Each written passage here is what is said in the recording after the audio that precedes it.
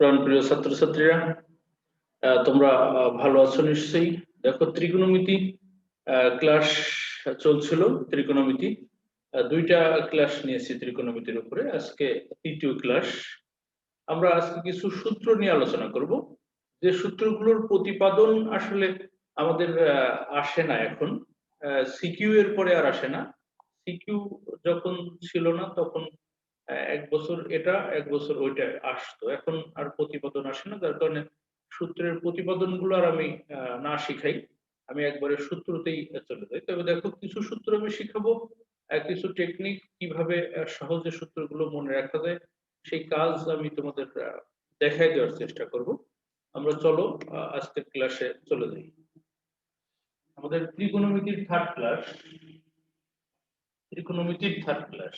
হ্যাঁ, আবার দেখো, প্রথম শিখতে হবে সাইন এ প্লাস বি।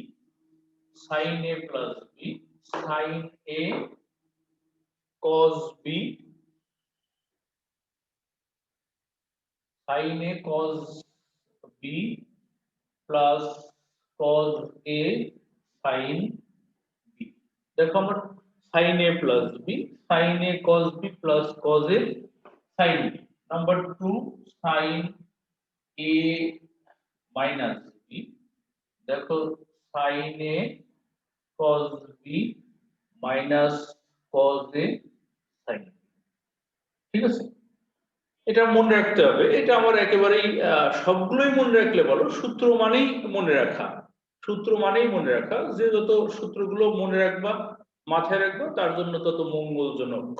ঠিক আছে, তেমনি দেখো number three cos a plus B. cos a plus B, দেখো এখানে cos a cos b minus sin a sin b। Number 4, cos a minus b, cos a cos b plus sin a sin b। দেখো, এই দুইটা আর এই দুইটার মধ্যে একটু পার্থক্য দেখো। এখানে দেখো, যখন যখন sin a প্লাস বি তখন মাঝে প্লাস, যখন মাইনাস তখন মাঝে মাইনাস, বাট যখন এইখানে cos a প্লাস বি তখন এইখানে কিন্তু মাইনাস, আর এখানে cos a মাইনাস বি এখানে তখন কিন্তু প্লাস। খুব খেয়াল রাখো। তাহলে দেখো, প্রথম দুইটা আমরা sin a plus B sin এর সূত্র, পরের দুইটা cos a plus B cos a minus B অর্থাৎ cos এর সূত্র। ঠিক আছে, এখন দেখো, আমরা যদি 1 আর 2 কোনো কারণে যোগ করতে চাই, 1 আর 2 যোগ, 1 আর 2 আমার জায়গার অভাবে এভাবে একেবারে বিস্তারিত দেখানোই আছে, সেজন্য আমি 1 আর 2 যোগই করি।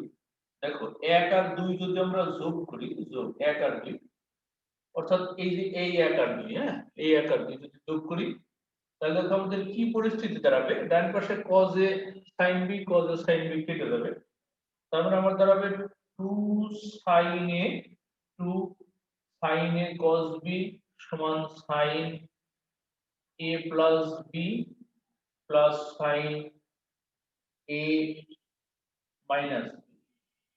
দেখো, 1 আর 2 আমি যোগ করছি, যোগের ফলাফল স্বরূপ নতুন আরেকটা সূত্র চলে আসছে। কি সূত্র চলে আসছে? 2 sin a cos b। এখন তুমি যদি পরীক্ষার হলে যদি এটা করে নিতে চাও, করে নিতে পারবা, বাট তোমার এমসিকিউ তে যখন প্রয়োজন হবে তখন তুমি কিন্তু এটা বের করে নেওয়ার সময় পাবা না। সিকিউ তে সময় পাবা, বাট এমসিকিউ তে পাবা না। সেই জন্য আমি বলি যে, যতই তোমার আমি এভাবে শিখাই, বাট মুখস্থর বিকল্প নাই, এটা তোমার মনে রাখতে হবে।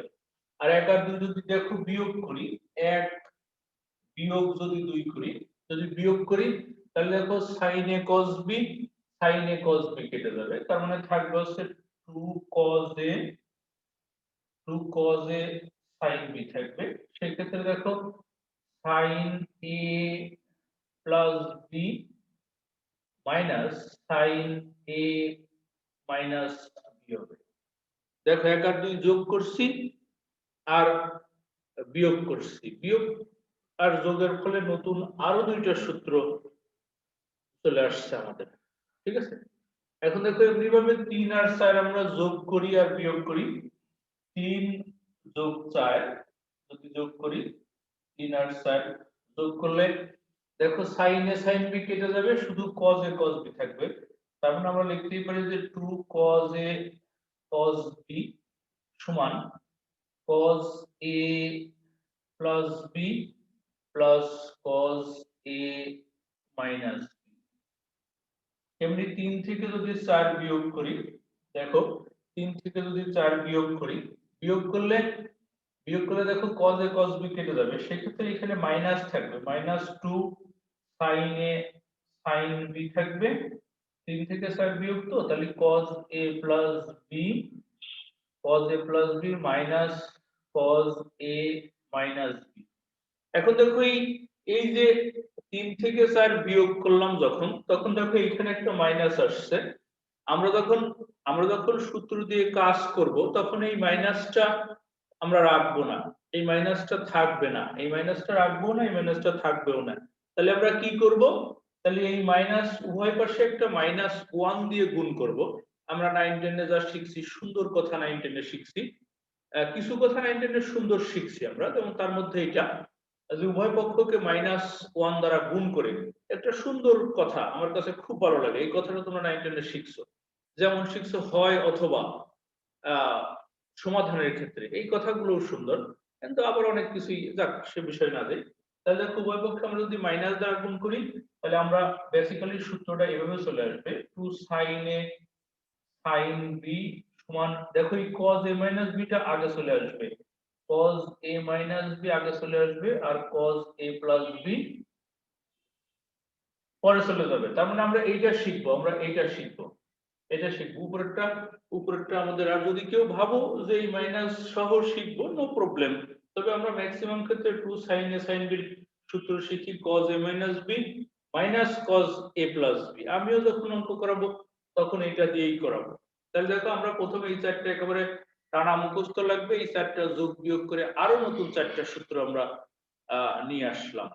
ঠিক আছে, এখন আমার মনে হইলো, আমার ইচ্ছা হইলো যে a প্লাস বি সমান একটা সি ধরি, আর a মাইনাস বি সমান ডি ধরি। এখন তোমরা বলতে পারো যে স্যার a প্লাস বি সমান পি ধরেন, a মাইনাস বি সমান কিউ ধরেন, সেটা সমস্যা না, সেটা কোনো বিষয় না। তাহলে দেখো a প্লাস বি সমান আমি সি ধরলাম, আমার ইচ্ছা হইলো a প্লাস বি সমান সি, আর a মাইনাস বি সমান আমি ডি ধরলাম। এই দুটো যোগ করলাম, যোগ করলে a সমান c প্লাস d বাই 2। আবার এই দুটো যদি বিয়োগ করি তাহলে b সমান c মাইনাস d বাই 2। দেখো a প্লাস b সমান c ধরছি, আর a মাইনাস b সমান d। আমি যদি দুইটা যোগ করি, 2a সমান c প্লাস d, তার মানে a সমান c প্লাস d বাই 2। আর দুইটা যদি বিয়োগ করি, তাহলে 2b সমান c মাইনাস d, অর্থাৎ b সমান c মাইনাস d বাই 2।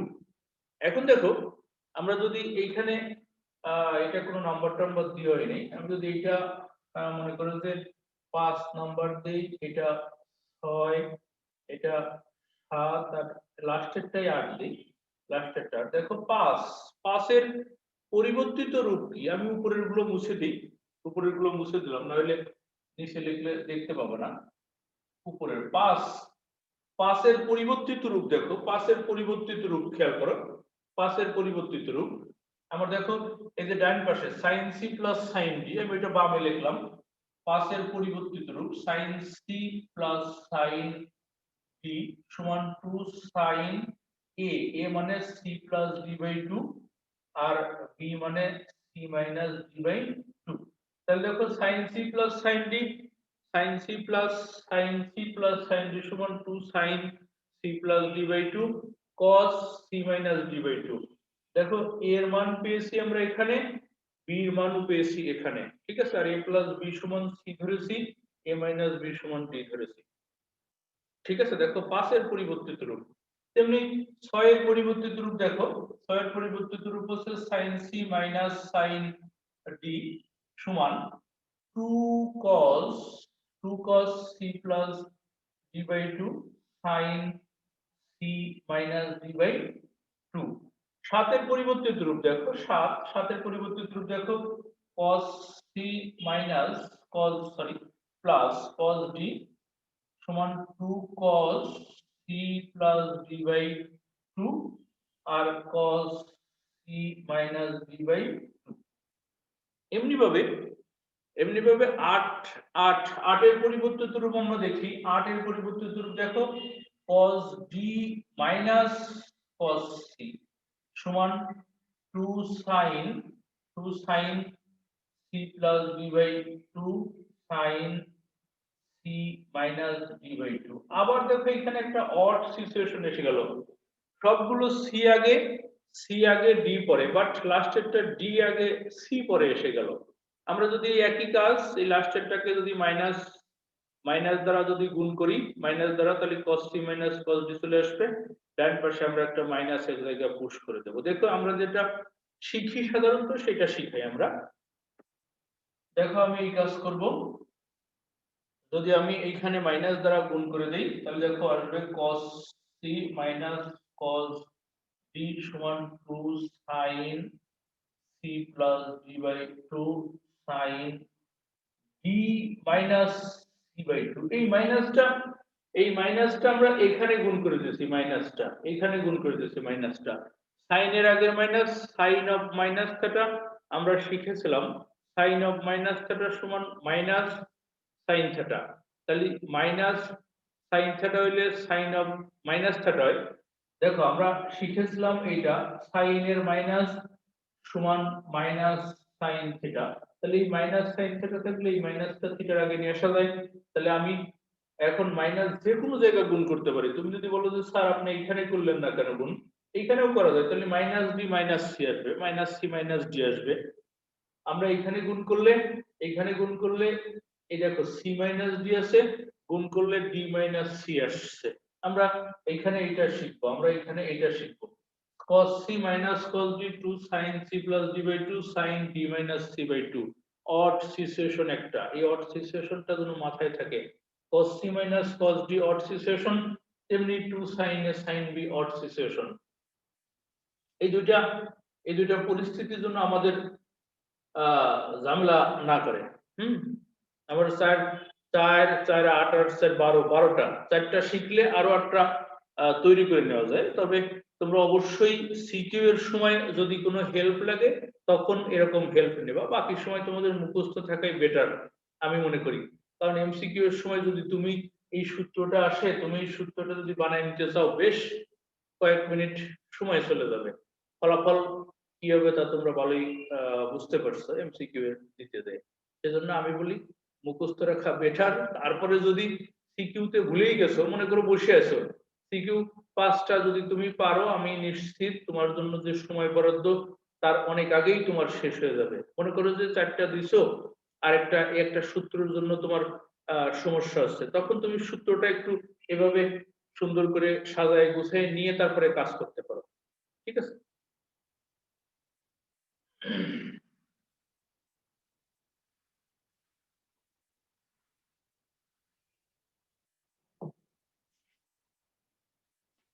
দেখো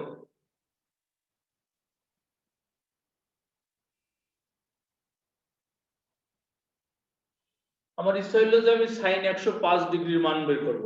স্যার আমরা কত বড় বড় মান বের করছি, আর আপনি সাইন 105 ডিগ্রির মান বের করতে দিলেন। এ তো সহজ জিনিস। কি করব স্যার? দেখেন স্যার কি করি। তোমরা হয়তো এইভাবে ভাবতেছো যে স্যার 1 গুণ 90 যোগ স্যার 15,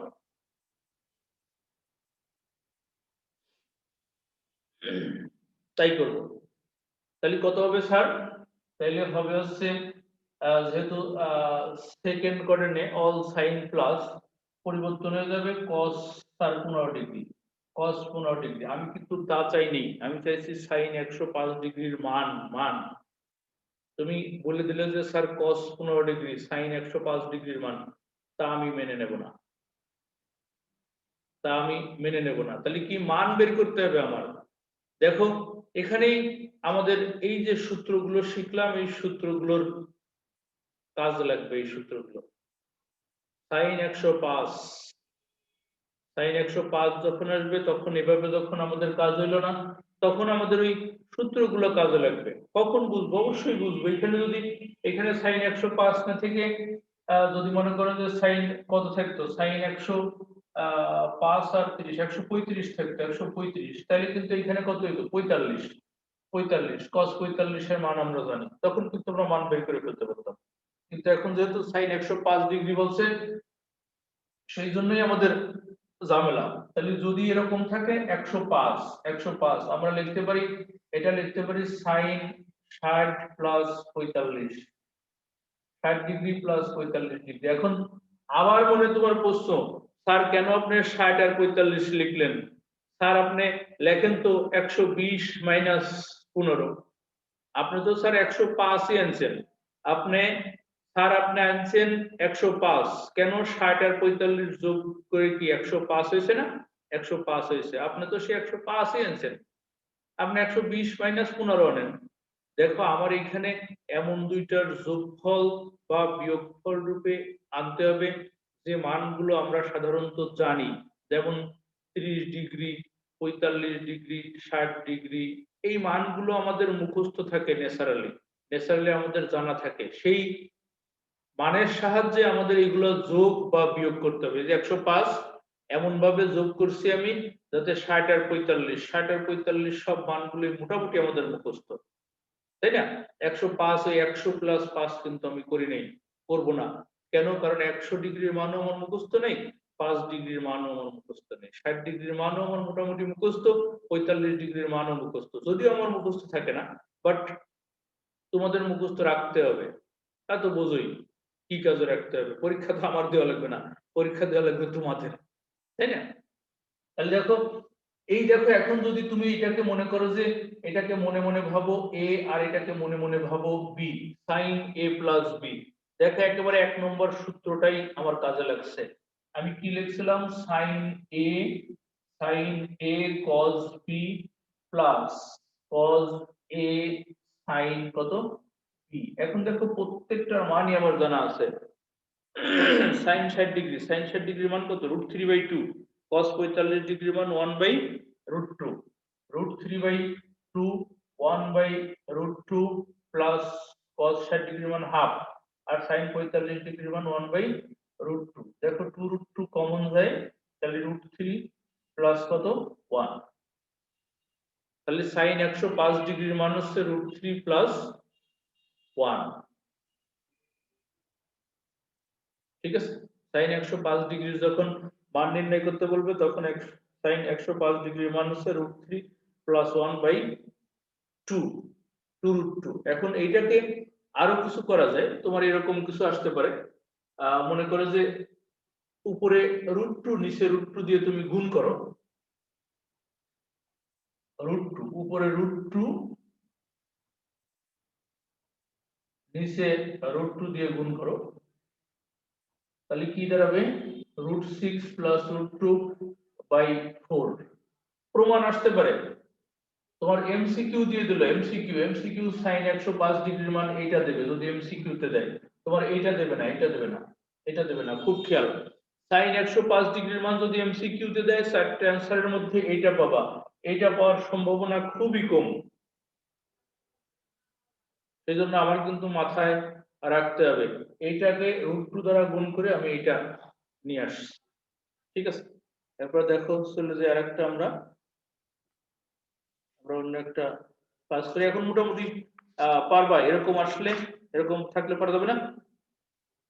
এরকম থাকলে পারা যাওয়ার কথা। দেখো আমরা যদি এটা করি 7.2 বই, বইয়ের 7.2, হ্যাঁ, এতক্ষণ যা শিখলাম 7.2 অধ্যায়ের জন্য। দেখো আমাদের এরকম কিছু আছে। আমাদের দেখো একের এ বি তোমরা পারবা, একের এ বি আমি যা শিখাইছি সেই হিসেবে পারবা। একের সি, দেখো একের সি এক দেওয়া আছে সাইন এ সমান 2/3 দেওয়া আছে, আর দেওয়া আছে cos বি সমান দেওয়া আছে 12/13। আমার বলছে যে সাইন এ প্লাস বি এর মান নির্ণয় করো। আমার বলছে যে সাইন এ প্লাস বি এটার মান নির্ণয় করতে বলছে। দেখো আমার দেখো দেওয়া আছে সাইন এর সমান 2/3 দেওয়া আছে, আর cos b সমান 12/13 দেওয়া আছে। এখন sin a plus b এর মান নির্ণয় করতে বলছে, খুব সহজ জিনিস। আমরা sin a plus b সমান কি শিখলাম যে sin a cos b plus cos a আর কত sin b। দেখো sin a plus b সমান আমরা শিখছি sin a cos b plus cos a sin b, তাই শিখছি না? এখন দেখো কথা হলো যে sin a এর মান আছে, sin a এর মান কত আছে 2/3 sin a এর মান, আবার cos b এর মান আছে 12/13, বাট cos এর মান আর sin b এর মান একটার মানও কিন্তু নেই।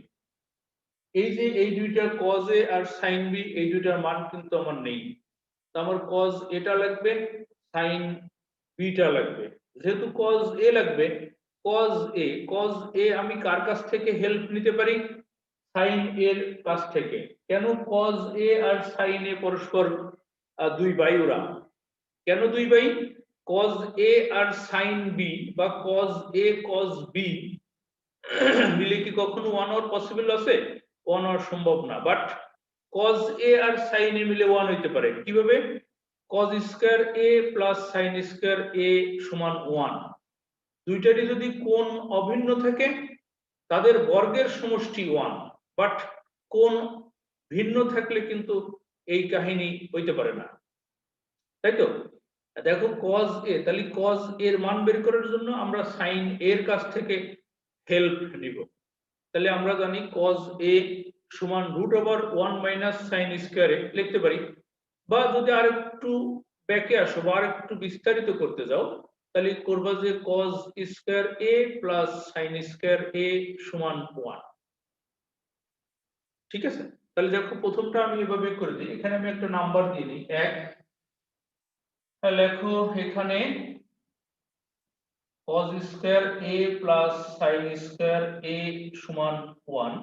তার মানে আমরা লিখতেই পারি যে cos স্কয়ার a সমান 1 মাইনাস sin স্কয়ার a, অর্থাৎ 1 মাইনাস sin a, sin এর মান হচ্ছে 2/3, তার মানে 4/9, হ্যাঁ ঠিক আছে। তার মানে হচ্ছে দেখো যদি এখন 9 লসাগু করি তাহলে 9 মাইনাস 4, তার মানে 5/9, তাই না? আমরা লিখতে পারি যে 5/9। তাহলে অতএব cos a সমান হচ্ছে √5/কত 3। 1 minus sin square a 4/9, 9 minus 4 5/9, তাহলে √5/3 কিসের মান হলো? cos এর মান হলো, তাই না? আমরা এখন তাহলে cos b এর মান দেখো, cos sin এর মান কত 3/5, সরি sin এর মান হচ্ছে sin এ c তে sin এর মান 3/5, 2/5 কোথায় পেলাম? 2/3 কোথায় পেলাম? 3/5, সরি এখানে 3/5 আছে। দেখো ওইটা হইলে হবে, ওইটা হইলে উত্তরের সাথে মিলবে না, আর একটা অঙ্ক হয়ে যাবে 3/5, সরি 9/25, তাহলে এখানে হবে হচ্ছে 25 মাইনাস 9 16, তার মানে 4/5। আমি তো তাই বলি উপরে 16 নিচে 25, এই cos এর মান হবে হচ্ছে 4/5। দেখো আরেকবার সবাই দেখো, আমার এই sin এটা তোলা সমস্যা হয়েছিল। sin এর মান হবে, sin এর মান দেওয়া আছে, হবে না? দেওয়া আছে 3/5 দেওয়া আছে। তাহলে আমরা তখন cos স্কয়ার এর মান বের করছি 1 মাইনাস sin স্কয়ার এ, 1 মাইনাস sin স্কয়ার এ, sin স্কয়ার মানে তাহলে 9/25 লসাগু করলে 25 মাইনাস 9 অর্থাৎ 16/25, তাহলে cos এর মান কত 4/5।